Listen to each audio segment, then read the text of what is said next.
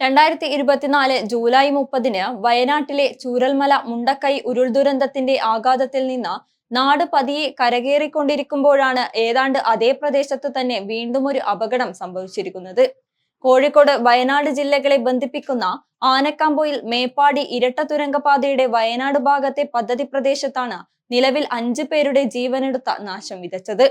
ഇനിയും മരണസംഖ്യ കൂടുമോ എന്നതിൽ സ്ഥിരീകരണമായിട്ടില്ല. 7 പേരെങ്കിലും മണ്ണിനടിയിൽ കുടുങ്ങിക്കിടക്കുന്നതായി സംശയിക്കുകയാണ്. വയനാടൻ മലനിരകളിലെ 2 ഗ്രാമങ്ങൾ സമ്പൂർണമായി ചാലിയാറിൽ പതിച്ച മഹാദുരന്തത്തോളം വരില്ലെങ്കിലും കള്ളാടിയും മീനാക്ഷിപ്പാലവുമെല്ലാം ആശങ്കയുടെയും നെഞ്ചിടിപ്പിന്റെയും പുതിയ പാഠമായി നിലകൊള്ളുകയാണ്. ഒരു ദുരന്തമുഖത്ത് എങ്ങനെയാണ് പ്രവർത്തിക്കേണ്ടതെന്ന് കേരളീയരെ ആരും പഠിപ്പിക്കേണ്ടതില്ല. രക്ഷാപ്രവർത്തനങ്ങളും ഇരകളുടെ പുനരധിവാസവുമെല്ലാം മുന്നോട്ടു നീങ്ങുമെന്നതിൽ സംശയവുമില്ല. അപ്പോഴും നമുക്ക് മുന്നിൽ അവശേഷിക്കുന്ന ചോദ്യങ്ങൾ ഉന്നയിക്കാതെ തരമില്ല. അത് വർഷകാലങ്ങളിൽ പശ്ചിമഘട്ട മലനിരകളിൽ ആവർത്തിച്ചുണ്ടാകുന്ന ദുരന്തത്തിന്റെ കാരണങ്ങൾ സംബന്ധിച്ചു തന്നെയാണ്. ഭൗമശാസ്ത്രജ്ഞരും കാലാവസ്ഥാ വിദഗ്ധരുമെല്ലാം അപകട മുന്നറിയിപ്പ് നൽകിയ ഒരു വികസന പദ്ധതി നടന്നുകൊണ്ടിരിക്കുന്ന പ്രദേശത്താണ് അപകടം നടന്നിരിക്കുന്നത്. അപ്പോൾ കേവല പ്രകൃതി ദുരന്തത്തിനപ്പുറം മനുഷ്യനിർമ്മിതമായ ദുരന്തമായി കണ്ട് അവ അന്വേഷണ വിധേയമാക്കേണ്ടതുണ്ട്. വയനാട്ടിലേത് മനുഷ്യനിർമ്മിത ദുരന്തം എന്ന് വിശേഷിപ്പിക്കാൻ ഇപ്പോൾ അധികാരികൾ അടക്കം ആരും മടി കാണിക്കുന്നില്ല. 2018 കേരളത്തിലുണ്ടായ മഹാപ്രളയവും മുണ്ടക്കൈ ചൂരൽമല ഉരുൾ ദുരന്തവും മനുഷ്യനിർമ്മിതമെന്ന് ഡോക്ടർ മാധവ് ഗാഡ്ഗിലിനെ പോലുള്ള പരിസ്ഥിതി ശാസ്ത്രജ്ഞർ വിശേഷിപ്പിച്ചിരുന്നു. പ്രകൃതിയിൽ മനുഷ്യന്റെ അനാവശ്യമായ കൈകടത്തലുകൾ മൂലം അനിവാര്യമായും സംഭവിച്ച ദുരന്തങ്ങൾ എന്ന നിലയിലാണ് അവ അങ്ങനെ വിശേഷിപ്പിക്കപ്പെട്ടത്. ആ വിശേഷണം കേരളത്തെയും അതിന്റെ ഭരണകൂടത്തെയും ജാഗ്രതാക്കുന്ന ഒരു മുന്നറിയിപ്പ് കൂടിയായിരുന്നു. എന്നാൽ ഇപ്പോൾ മുഖ്യമന്ത്രി ഉൾപ്പെടെയുള്ളവർ വയനാട് ദുരന്തത്തെ മനുഷ്യനിർമ്മിതം എന്ന് വിശേഷിപ്പിച്ചിരിക്കുന്നത് ഈ അർത്ഥത്തിലല്ല.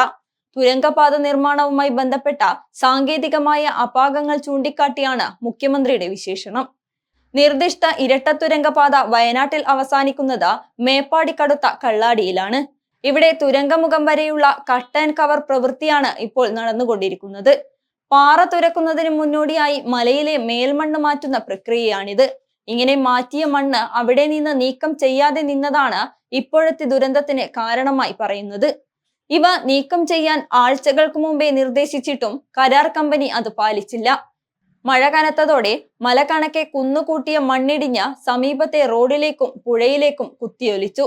തീർച്ചയായും ഇത് കരാർ കമ്പനിയുടെ അനാസ്ഥ തന്നെയാണ്. അക്കാര്യത്തിൽ അന്വേഷണവും നടപടിയുമൊക്കെ വേണ്ടതുമാണ്.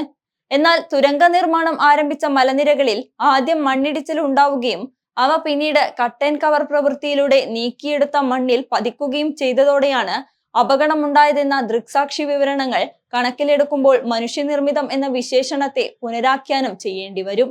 അതുവഴി നിർദ്ദിഷ്ട തുരങ്ക നിർമ്മാണ പ്രവൃത്തിയെ സമഗ്രമായി തന്നെ പുനരവലോകത്തിന് വിധേയമാക്കേണ്ടിയും വരും. 2018 മഹാപ്രളയ ശേഷം 1/2 ഡസനിലേറെ തവണ പശ്ചിമഘട്ടം അതിന്റെ രൗദ്രഭാവം പുറത്തെടുത്തിട്ടുണ്ട്. അപ്പോഴൊക്കെയും കേരളം വലിയ ദുരന്തങ്ങൾക്കും സാക്ഷിയായി. വയനാട് ഉരുൾ ദുരന്തത്തിന് മുൻപ് മലപ്പുറത്തെ കവളപ്പാറ, ഇടുക്കിയിലെ പെട്ടിമുടി, വയനാട്ടിലെ പുത്തുമല എന്നിവിടങ്ങളിലെല്ലാം ഉണ്ടായ ഉരുൾപൊട്ടലുകൾ ആരും മറന്നിട്ടുണ്ടാകില്ല. ആ സന്ദർഭങ്ങളിലെല്ലാം പശ്ചിമഘട്ടത്തിലെ നിർമ്മാണ പ്രവർത്തനങ്ങളും ഗാഡ്ഗിൽ നിർദ്ദേശങ്ങളുമെല്ലാം ചർച്ച ചെയ്തതാണ്. അതിനുശേഷമാണ് പരിസ്ഥിതി ലോല മേഖലയിൽ ഉരുൾ ദുരന്തമുണ്ടായത്. ഈ ദുരന്തങ്ങളൊന്നും നമുക്ക് പാഠമായില്ലെന്നതാണ് നിർഭാഗ്യകരമായ കാര്യം. അതുകൊണ്ടാണല്ലോ പലതരം എതിർപ്പുകൾക്കിടയിലും ഇതേ പരിസ്ഥിതി ലോല മേഖലകൾക്കിടയിലൂടെ തുരങ്കപാത നിർമ്മാണത്തിനുള്ള നടപടികൾ കഴിഞ്ഞ സർക്കാർ ആരംഭിച്ചത്. കടുത്ത വ്യവസ്ഥകളോടെ കേന്ദ്ര സർക്കാരിന്റെ പാരിസ്ഥിതിക അനുമതിയും പദ്ധതിക്ക് ലഭിച്ചു. വിഷയം സുപ്രീം കോടതിയിലെത്തിയപ്പോഴും വികസനം മുൻനിർത്തി പദ്ധതിക്ക് പച്ചക്കൊടി കാണിക്കുകയായിരുന്നു നീതിപീഠവും. എന്നാൽ പാരിസ്ഥിതിക അനുമതി ലഭിച്ചതിലുള്ള ദുരൂഹതകളും മറ്റും ചൂണ്ടിക്കാട്ടി പദ്ധതിയെ എതിർക്കുകയായിരുന്നു ഇപ്പോൾ ഭരണപക്ഷത്തുള്ള അന്നത്തെ പ്രതിപക്ഷം. പരിസ്ഥിതിയെ നശിപ്പിച്ച മല തുരക്കാൻ അനുവദിക്കില്ലെന്നാണ് അന്നത്തെ പ്രതിപക്ഷ നേതാവ് ആവർത്തിച്ച് പ്രഖ്യാപിച്ചത്. പക്ഷേ ഭരണം മാറിയതോടെ നിലപാടും മാറിയെന്ന് തോന്നും വിധമാണ് പിന്നീടുണ്ടായ പ്രതികരണങ്ങൾ.